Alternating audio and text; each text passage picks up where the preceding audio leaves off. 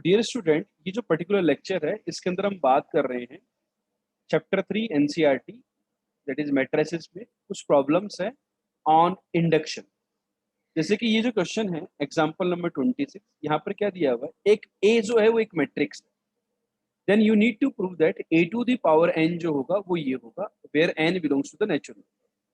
आप देखो N equal to 1 के लिए ये दोनों matrices same, n equal to 2 के लिए आप ए स्क्वायर निकाल सकते हो, ए क्यूब निकाल सकते हो और वहां से पैटर्न से भी जा सकते हो। लेकिन इस प्रकार के क्वेश्चन में यदि वो बोर्ड के अंदर क्वेश्चन आता है तो we will go with the principle of mathematical induction, we call it as PMI, principle of mathematical induction. ठीक है, तो प्रिंसिपल ऑफ मैथमेटिकल इंडक्शन क्या कहता है कि कोई स्टेटमेंट है पीएन, पीएन क्या है, A to the power let PN is, PN कोई स्टेटमेंट है कि A to the power N की जो वैल्यू है वो cos of N theta into, मतलब साइन ऑफ इंटू नहीं है, second element is sine of N theta minus sine of N theta और कॉस ऑफ एन थीटा, ये है।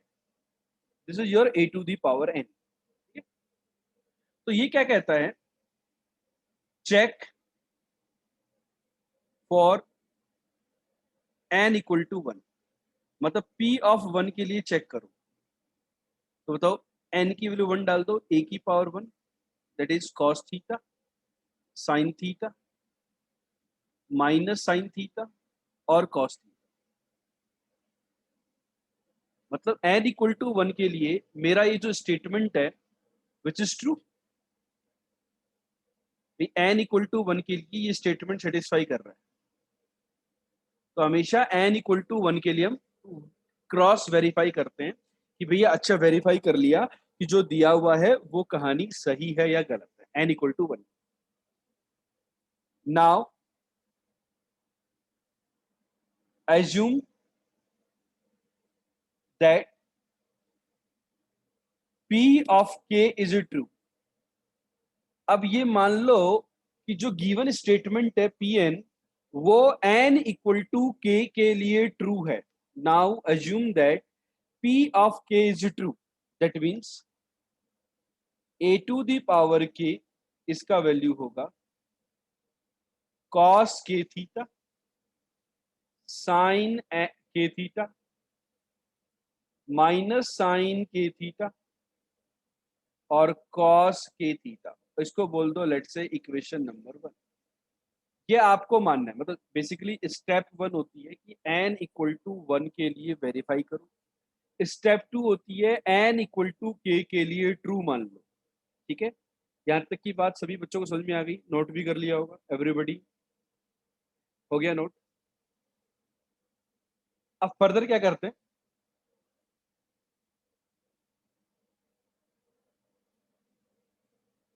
Prove it for n equal to k plus 1 की जो statement है वो n equal to k plus 1 के लिए भी सही होगा।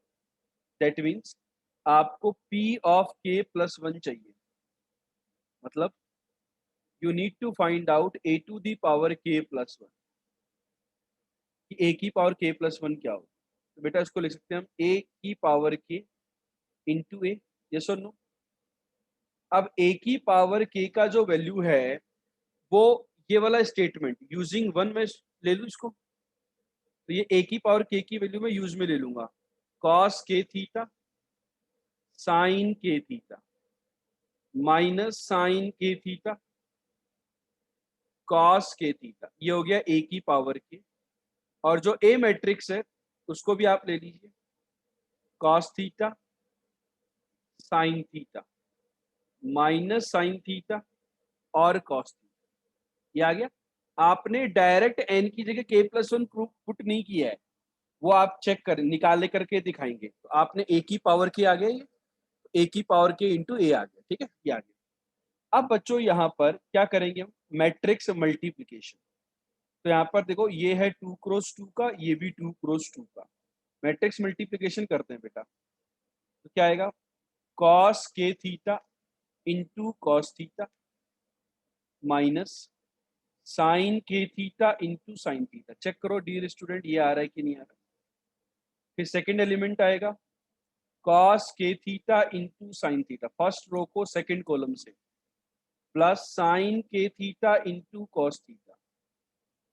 ऑब्जर्व करें कहानी बन रही है कि नहीं बन रही, फिर मेरे को बताएं कमेंट करके। सेकंड रो फर्स्ट कॉलम के साथ माइनस साइन के theta into cos theta minus cos के theta into sine theta. Next element second row second column के साथ माइनस साइन के theta into sine theta plus cos के theta into cos theta. बच्चों ये फॉर्मूला होता है cos A cos B minus sine A sine B, किसका होता है? कॉस ए प्लस बी का। तो ये बन जाएगा कॉस के प्लस वन इंटू थीटा। ये साइन ए प्लस बी का बन जाएगा sign of k plus one theta. ये टर्म और ये टर्म एक दूसरे के नेगेटिव लिखे हुए, तो ये बन जाएगा माइनस ऑफ साइन के प्लस वन थीटा। और ये जो टर्म है वो ये वाला ही लिखा हुआ है, तो ये क्या लिखा हुआ है? Cos of k plus one theta. Observe करो। तो डियर स्टूडेंट, ये वैल्यू आ गई आपकी, ये कहानी कि ए की पावर के प्लस वन की वैल्यू आ गई। तो बच्चों यदि मैं ये कह सकता हूं कि नहीं कह सकता कि P of k plus one is true. P of k plus one का मतलब क्या हुआ कि जब आप एन का वैल्यू के प्लस वन डालेंगे यहाँ पर, तो ये वाला एक्सप्रेशन एन की वैल्यू के प्लस वन डालोगे तो जो आएगा वही एक्सप्रेशन यहाँ पर हमने प्रूव कर दिया कि भाई ए की पावर के प्लस वन का वैल्यू वही आ रहा है। तो P of k plus one is true whenever P k is true. जब जब पी के ट्रू है तो के प्लस वन भी ट्रू है, implies P of n is true, implies P of n is true. ये होता है इस प्रकार की जो प्रॉब्लम्स होती हैं उनका मैथमेटिकल इंडक्शन की हेल्प से सॉल्यूशन। ठीक है, इस प्रकार की दो तीन क्वेश्चंस हमारे मिसलेनियस एक्सरसाइज में दिए हुए हैं चैप्टर 3 एनसीईआरटी में, उनको आपको ट्राई कर लेना चाहिए इस लेक्चर के बाद। बच्चों आई होप आपको ये कहानी क्लियर हो गई होगी। किसी भी बच्चे को यहाँ पर कोई डाउट है तो शेयर करो। ये कॉन्सेप्ट क्लियर हुआ या नहीं हुआ?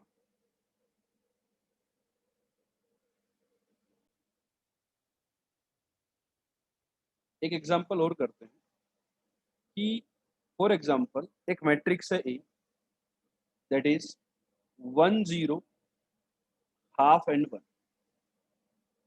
ठीक है, then A to the power 100 जो होगा वो किसकी इक्वल इज इक्वल। और इस प्रकार के काफी सारे क्वेश्चंस आते हैं, मीन्स के अंदर भी आ सकते हैं इस प्रकार के। तो मतलब यहाँ पे ए टू दी पावर एन भी पूछा जा सकता था इन टर्म्स ऑफ दिस। तो मैं कुछ ऑप्शन भी दे देता हूँ आपको। ऑप्शन ए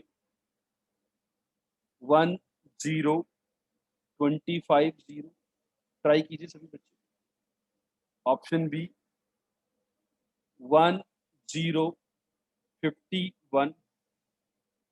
ऑप्शन सी 1 0 1/2 की power 100 and 1। Option D none of these. ठीक है, तो ये आपके छोटा सा क्वेश्चन बन गया है।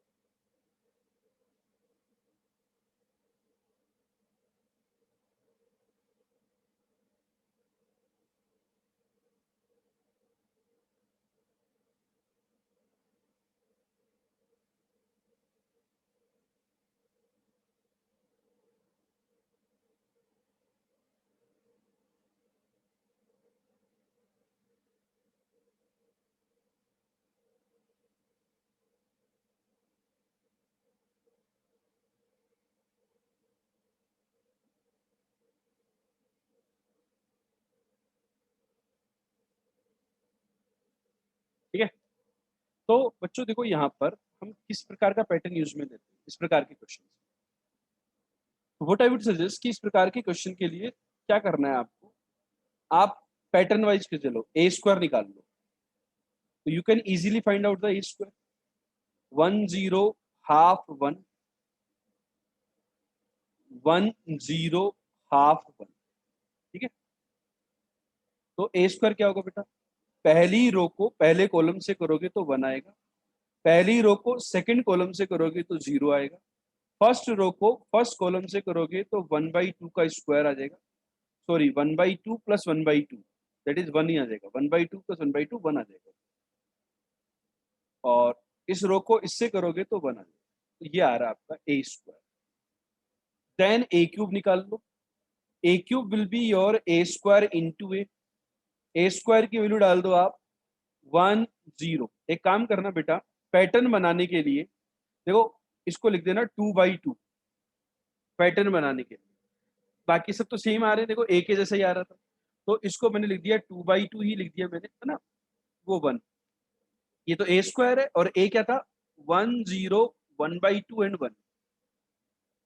अब आप एक काम करो, इनको मल्टीप्लाई करो. फर्स्ट रो को फर्स्ट कॉलम से करोगे तो 1, फर्स्ट रो को सेकंड कॉलम से करोगे तो 0, सेकंड रो को फर्स्ट कॉलम से करोगे तो you will get 3/2 and next is 1. अब बस 3 आ गए ना, ए पता है, ए स्क्वायर आ गया, ए क्यूब आ गया, 3 आ गए तो पैटर्न पता चल गया. ए की पावर 100 ठोक डालोगे आप, क्या होगा ए की पावर 100 पैटर्न से? पहला एलिमेंट ए में भी 1 है, ए स्क्वायर में भी 1 है, ए क्यूब में भी 1 है, तो ए की पावर 100 में भी 1 होगा. सेकेंड एलिमेंट 0 है, 0 है, 0 है, तो यहाँ पर भी 0 होगा. फोर्थ एलिमेंट 1 है, 1 है, 1 है, तो यहाँ पर भी 1 होगा. बचा कहानी जो वेरी कर रहा है 1/2 2/2 3/2. तो जितनी पावर है उतनी नंबर बाई 2, तो 100 है तो 100/2 दैट इज 50. कौन सा आंसर है डियर स्टूडेंट? बी आंसर है. इस प्रकार के हायर पावर के क्वेश्चंस हो तो पैटर्न बना करके भी आप सोल्व कर सकते हो. मतलब क्या हुआ, अभी मैंने जो आपको प्रीवियस क्वेश्चन करवाया, इस प्रकार के क्वेश्चन में भी आप इस तरीके से जा सकते थे कि यहाँ पर पहले ए स्क्वायर निकाल लेते, फिर ए क्यूब निकाल देते और जनरलाइज कर देते भाई ए की पावर एन ये होगा. बच्चों बात समझ में आई क्या नहीं आई? इस प्रकार के क्वेश्चंस को भी इस तरीके से इंडक्शन वाले मेथड से भी कर सकते थे और पैटर्न से भी कर सकते. ठीक है. तो आई होप डियर स्टूडेंट यहाँ पर मैं जो बात कन्वे करना चाह रहा हूँ इंडक्शन की या हायर पावर की, वो सभी बच्चों को क्लियर हो गई. All the